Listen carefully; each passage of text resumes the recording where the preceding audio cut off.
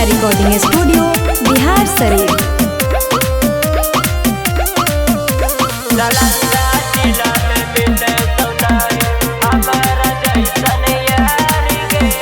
दिलावा तोड़ी के हमारा छोड़ी के जैमी ससुरार गे। दिलावा तोड़ी के हमारा छोड़ी के जैमी ससुरार गे।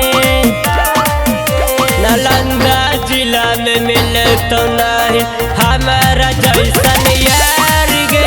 नालंदा जिला में मिले तो नहीं हमारा जैसन यार गे। Music by Sonu Yadav. नालंदा जिला में मिले तो नहीं हमारा जैसन यार गे।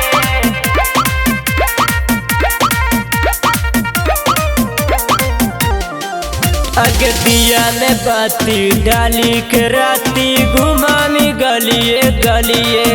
अगे हमारा जैसन यार नहीं मिलता छौड़ी इतना जान ले।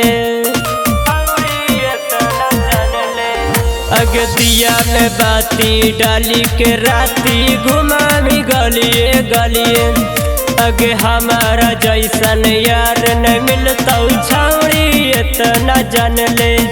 अगले के उड़ानिया ढरा मिलो रवा छौड़ी बिच बाजार गे। अगले के उड़ानिया ढरा मिलो रवा छौड़ी बिच बाजार गे। आगे गया जिला में मिले तो नहीं हमारा जैसन यार गे। नवादा जिला में मिले तो नहीं हमारा जैसन यार गे।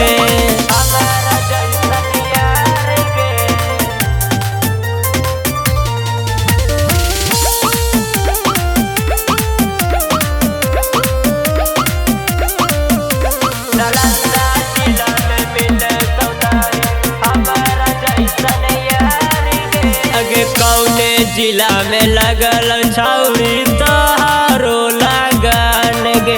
अगे गौतम अमरकांत के छौड़ी बनई भी अपन सजान गे। अगे कौने जिला में लगल छौड़ी तोहारो लगन गे। अगे गौतम अमरकांत के छौड़ी बनई अपन सजान गे। अगे सतिया सुभाष के जैसन मिलत नहीं दिलदार गे। अगे सतिया सुभाष के जैसन मिलत नहीं दिलदार गे। अगे पटना जिला में मिलत नहीं हमारा जैसन यार गे। अगे जमुई जिला में मिलत नहीं हमारा जैसन यार गे।